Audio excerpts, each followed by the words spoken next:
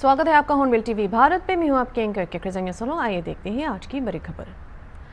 उन्नाव से संसद साक्षी महाराज ने बांग्लादेश में हाल ही में हुई घटनाओं पर गंभीर चिंता व्यक्त की। उन्होंने आलोचना की कि अखिलेश यादव और राहुल गांधी समेत राजग गठबंधन नेताओं ने बांग्लादेश के अल्पसंख्यक हिंदू समाज के पक्ष में कोई खुला बयान नहीं दिया। महाराज ने मोदी सरकार की तारीफ करते हुए कहा कि मोदी की नाम ने बांग्लादेश के हिंदुओं को बचाया है और जनता को पश्चिम बंगाल में लड़ाई के बारे में जागरूक होने की जरूरत है, ऐसा उन्होंने बताया।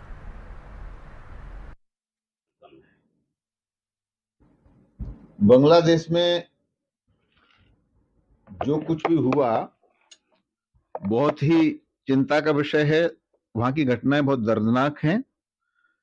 अगर मैं एक शब्द में ये कहूं कि बांग्लादेश के हिंदुओं को मोदी ने बचा लिया तो अतिशयोक्ति नहीं होगी। वहीं दुर्भाग्यपूर्ण बात यह है कि अल्पसंख्यकों को लेकर दिन रात माथा पीटने वाले, छाती पीटने वाले अखिलेश यादव और राहुल गांधी, पूरा एनडी गठबंधन जो अल्पसंख्यकों की चर्चा तो करता है, लेकिन बांग्लादेश के अल्पसंख्यक हिंदू समाज के पक्ष में आज तक इनका कोई खुला स्टेटमेंट नहीं आया, कोई बात इन्होंने नहीं की।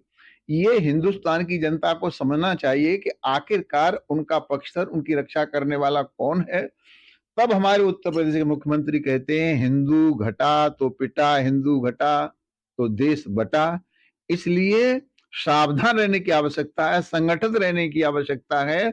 और आज मोदी जी ने बांग्लादेश के हिंदू को बचाया। मोदी जी पश्चिम बंगाल की लड़ाई को लड़ रहे हैं, तो जनता को भी इस तरफ ध्यान देने की आवश्यकता है। उन्नाव शहर की हालत बड़ी खराब है, जगह जगह घुटनों तक पानी भरा है, सड़कें खराब है। क्या कुछ आप लोग? नहीं, उससे मैं भी चिंतित हूँ। और अभी हमने यहाँ के चेयरमैन पति श्री भानु मिश्रा जी को बुलाया था, वो हमारे साथ बैठे थे। आज पार्टी कार्यालय पर भी पार्टी के लोग बैठने वाले हैं। जनता के द्वारा चुनी हुई सरकार जनता के लिए होती है, तो जनता अगर परेशानी में है तो कोई अच्छी बात हम लोगों के लिए भी नहीं है, तो निश्चित रूप से उसमें हम लोग कार्रवाई करने वाले हैं। फ्लाईओवर का आज क्या उद्घाटन करने जा रहे हैं?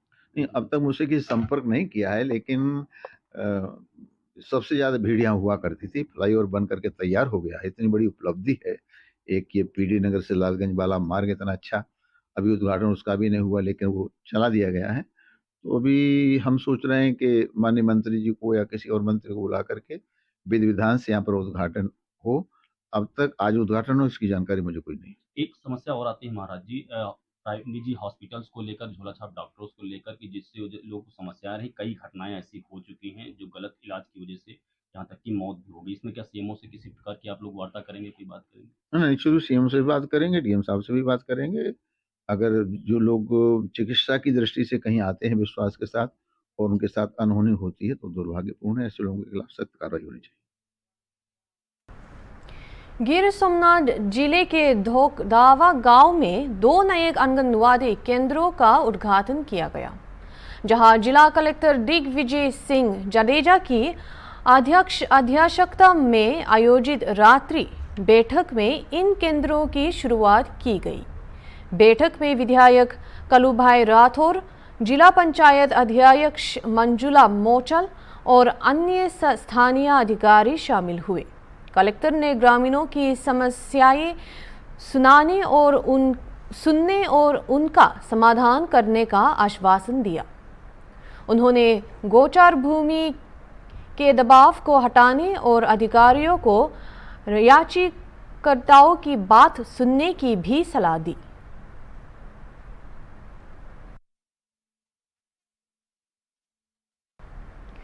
मुख्यमंत्री योगी आदित्यनाथ ने लोक भवन में 1334 आवर अभियंताओं, संगणक और फोरमैन को नियुक्ति पत्र वितरित किए।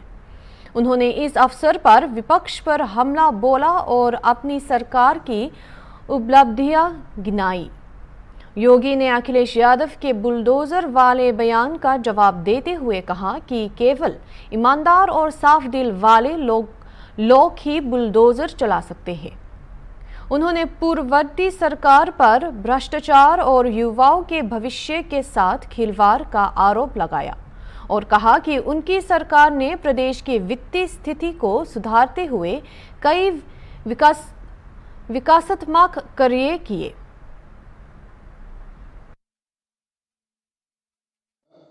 आप सभी को अपनी ओर से बहुत बहुत बधाई और शुभकामनाएं देता हूं और आप सबसे भी ज्यादा आपके उन गुरुजनों को जिन्होंने आपको दीक्षित करके इस योग्य बनाया कि आप शासन का एक अंग बन सके और गुरु से पहले भी मातृ देवो भव पितृ देवो भव की संस्कृति को प्रणाम करते हुए अपने आप सबको माता पिता के श्री चरणों में भी अपना प्रणाम निवेदित करता हूं जिन्होंने आप सबको इस योग्य बनाया कि शिक्षा दीक्षा की आगामी शासन का एक अंग बने।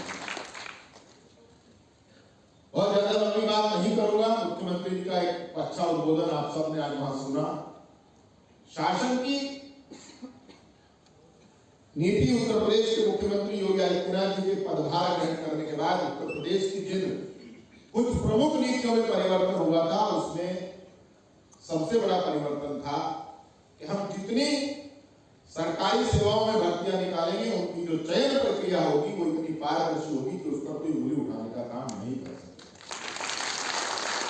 और आज हमने सूची देखा अपने विभाग के चयनित अवर अभियंताओं की, तो सहारनपुर से सोनभद्र तक और गाजियाबाद से सिद्धार्थनगर तक समस्त जनपदों का समावेश आप लोग लिए हुए।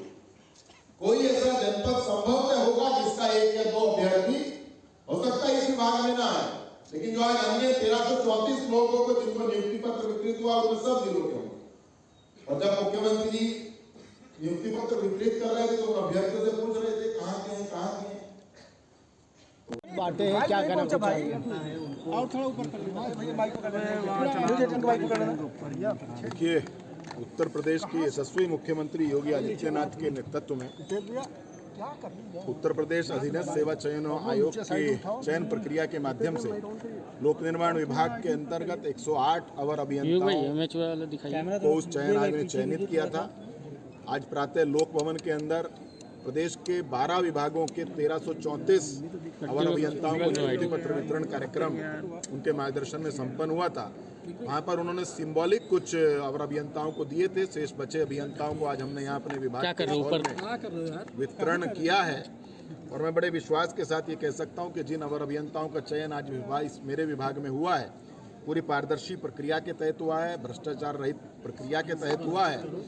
और ये आज उन अभ्यर्थियों से भी आप बात कर सकते हैं कि अब जब से 2017 से मुख्यमंत्री योगी आदित्यनाथ जी के नेतृत्व में उत्तर प्रदेश के अंदर सरकार बनी है, ये सरकार प्रदेश के हर जनपद के नौजवान को उसकी योग्यता के आधार पर चयन करती है। अब ये वो प्रदेश नहीं है जहां पर केवल 5 जनपदों के लोगों का चयन होता था या किसी जाति विशेष के लोगों का चयन होता था। धर्म, जाति, पंथ के आधार से ऊपर उठ करके मुख्यमंत्री जी के नेतृत्व में इन सब अभ्यर्थियों का चयन हुआ है। इनको शीघ्र इनके जनपदों में अलग अलग डिवीजन्स में इनकी तैनाती कर दी जाएगी, वो भी हम पारदर्शी प्रक्रिया के माध्यम से ही करेंगे। मैं इन सब को अपनी ओर से बहुत बहुत बधाई देता हूं और उनके उज्जवल भविष्य की कामना करता हूं। संतालपुर बिस्मार राष्ट्रीय राजमार्ग पर एक दर्दनाक हादसे में एक ट्रेलर चालक की मौत हो गई। हादसे सिदादा गांव के पास हुआ, जहां ट्रेलर का अगला शीशा उड़ गया और टायर नीचे आ गई, जिससे चालक ने स्टीयरिंग पर नियंत्रण खो दिया। गड्ढे की वजह से ट्रेलर खाई में जा गिरा और चालक बाहर गिर गया। हादसा बिस्मार नेशनल हाईवे पर हुआ, जिसमें ड्राइवर की मौत हो गई।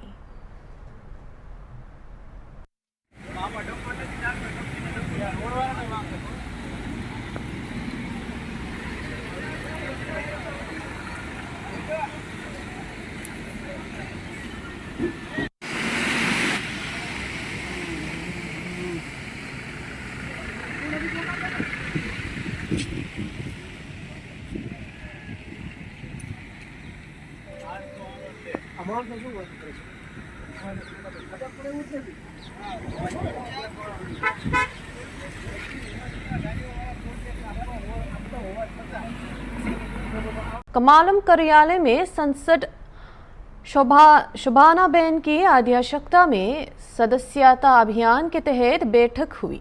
अरवली जिले के बीजेपी कमालम कार्यालय मोतासा में सबरकंथा अरवली एमपी सदस्य शोभानाबेन बारैया की अध्यक्षता में सदस्यता अभियान के तहत एक बैठक आयोजित की गई, जिसमें अरवली जिले के भाजपा के पदाधिकारी और कार्यकर्ता बड़ी संख्या में उपस्थित थे।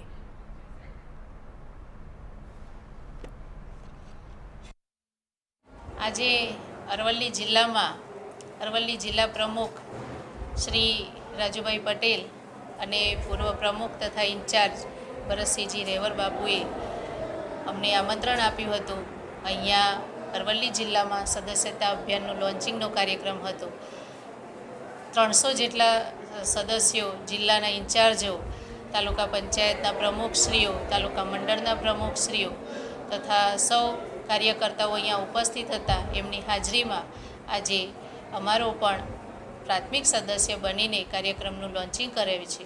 ત્યારે આજે સૌ કાર્યકર્તાઓને પણ હું આભાર અને શુભેચ્છાઓ પાઠવું છું કે એમણે પણ એમનું કાર્ય ખૂબ સરસ રીતે ચાલુ કરી દીધું છે। સદસ્યતા અભિયાનનું કાર્ય શરૂ કરીને સૌને સભ્ય બનાવવાનું કામ એમણે શરૂ કરી દીધું છે અને આવનારા સમયમાં જે ભારતીય જનતા પાર્ટી આપણી ખૂબ મોટી પાર્ટી તરીકે ઉભરી આવી છે સમગ્ર દેશમાં, ત્યારે આ વખતે પણ જે લક્ષ્યાંક પ્રમાણે સૌ કાર્યકર્તાઓ કામ કરી રહ્યા છે એ પ્રમાણે આવનારા સમયમાં ખૂબ મોટી સંખ્યામાં કાર્યકર્તાઓ સદસ્યતા અભિયાનનો જે કાર્યક્રમ છે એમનો ટાર્ગેટ પૂરો કરશે અને સૌથી વધારેમાં વધારે ગુજરાતમાં જે 2 કરોડનો ટાર્ગેટ આવ્યો છે એ પૂરો કરશે। मनीषा तरार की 2 सितंबर को मालपुर के रामपुर गांव में मौत हो गई थी। मृतका के ससुर रणछोड़ तरार ने पुलिस को सूचित किया, जिसने शव को पंचनामा किया और 3 सितंबर को पोस्टमार्टम के लिए भेज दिया। पुलिस ने अतिरिक्त बल बुलाया, लेकिन नाटवास के ग्रामीणों ने पथराव किया, जिसमें 5 पुलिस अधिकारी और 9 कांस्टेबल घायल हो गए। पुलिस ने लाठीचार्ज कर भी भीड़ को तितर-बितर किया और 28 नामजद और 300 अज्ञात लोगों के खिलाफ मामला दर्ज कर 8 आरोपियों को गिरफ्तार कर लिया।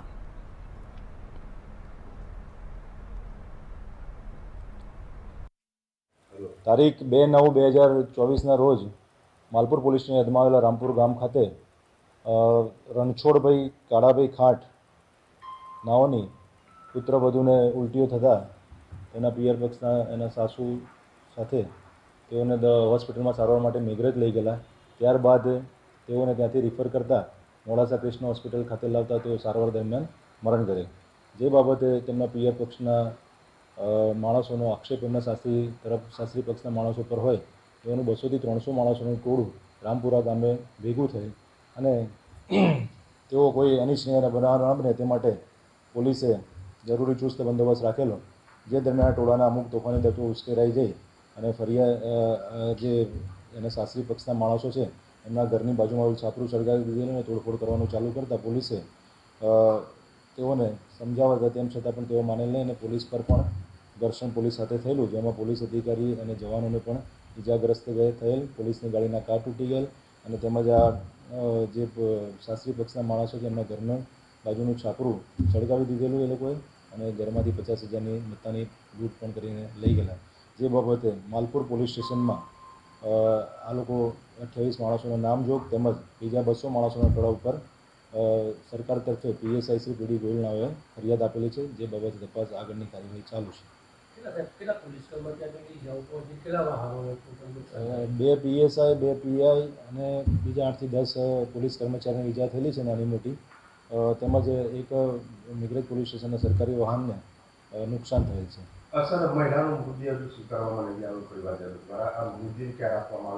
મહિલાના પરિવારજનોનો અને સાસરી પક્ષ ઉપર એને મારી નાખી છે તેવા આક્ષેપ છે અને એ બાબતે તપાસ આપણે અકસ્માતનો ગુનો નોંધી અને PM કરાવવાની કાર્યવાહી ચાલુ હતી। એ દરમિયાન આ લોકો ઉશ્કેરાના બનાવ બનેલો છે અને હાલ સુધી એમને લાશ સ્વીકારેલ નથી અને તેને લાશને કોલ્ડ સ્ટોરેજમાં પોલીસ દ્વારા મૂકવામાં આવેલ છે।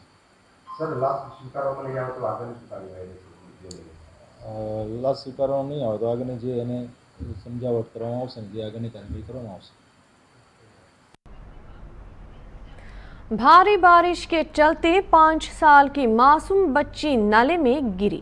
सड़क पर जल भराव के बीच मासूम पर फिसलने से नाले में गिरी. नाले के आसपास लोगों की लगी भीड़. नजर ना आ रही बच्ची नाले के तेज बहाव में बच्ची के बह जाने की आशंका तलाश में जुटी पुलिस नाले में पानी के बहाव तेज होने के चलते उसके बाद शुरू हुई रेस्क्यू. स्थानीय पुलिस मौके पर मौजूद वजीरगंज थाने के पास का मामला. नगर निगम के रेस्क्यू टीम भी देरी से पहुंचा. स्थानीय लोगों ने नाले में उतरकर लड़की की तलाश की लेकिन लड़की नहीं मिली. पुलिस मौके पर मौजूद थे लेकिन लड़की के परिजन और इलाके के लोग काफी परेशान हैं.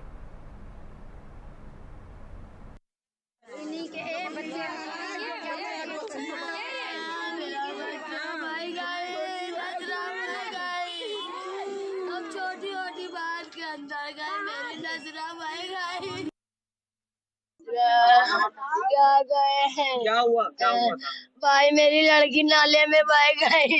कैसे गिर गई? यही सामने ही हम लोग बैठे थे, नहा रही थी, बह गई. 7 साल की थी. 7 साल की? जी. मेरी लड़की बह गई भैया. आंटी मेरी कोई लड़की मदद बह कोई गई. मदद मिली? कैसे कोई ढूंढ रहा है? पता नहीं भैया, हमें नहीं पता, सिर्फ भीड़ देख रहे हैं बस. प्रशासन में मदद करने कोई आया? नहीं, मेरे पास अभी कोई नहीं आया. सिर्फ उसको 4 बजे गिरी, अभी तक कोई भाई पता नहीं चला. बारिश बहुत तेज थी, सब गिर गई है. नहीं, मेरे पास कोई नहीं आया, सिर्फ अभी आए आप लोग बस. मेरा भाई, मेरी लड़की बह गई. नजरा पढ़ती थी? नहीं, पढ़ने नहीं जाती थी. 7 साल. गुजरात के सट्टे राज्य राजस्थान के उदयपुर शामलाजी के बीच केसरियाजी के पास फुटी झील का पानी नेशनल हाईवे पर लौट आया. पिछले 6 घंटे से हाईवे बंद था और 10 किलोमीटर से ज्यादा लंबा ट्रैफिक जाम लग गया. प्राप्त जानकारी के अनुसार राष्ट्रीय राजमार्ग पर हजारों छोटे बड़े वाहन जाम में फंस गए. गुजरात से राजस्थान तक यातायात प्रभावित हुआ है. अगर बरसात में गिरता जाम है, पानी की वजह से बहुत भयंकर बारिश हुई है. बहुत सारी गाड़ी पानी के अंदर फंसी हुई है और कई गाड़ियों को धक्का मार के बाहर निकाल रहे हैं. देखो उधर अहमदाबाद जाने वाला कोई यहाँ से आए? केसरियाजी से प्रसाद तक. अहमदाबाद से उदयपुर आने वाली गाड़ी भी रोक दे रहे, कहीं रास्ते में होटल पे कहीं खड़ी कर दे रहे. और दिल्ली से जयपुर जो भी गाड़ी आ रही है उस गाड़ी को भी रास्ते में रोक दे. यहाँ बरसात के अंदर इतना भयंकर पानी पड़ा हुआ है तो बहुत सारी गाड़ियाँ रुकी हुई है. यहाँ बहुत हालतें खराब है. हम भी पहाड़ों में घूम रहे हैं. अभी के लिए इतना ही और खबरों के लिए देखते रहिए हॉर्नबिल टीवी.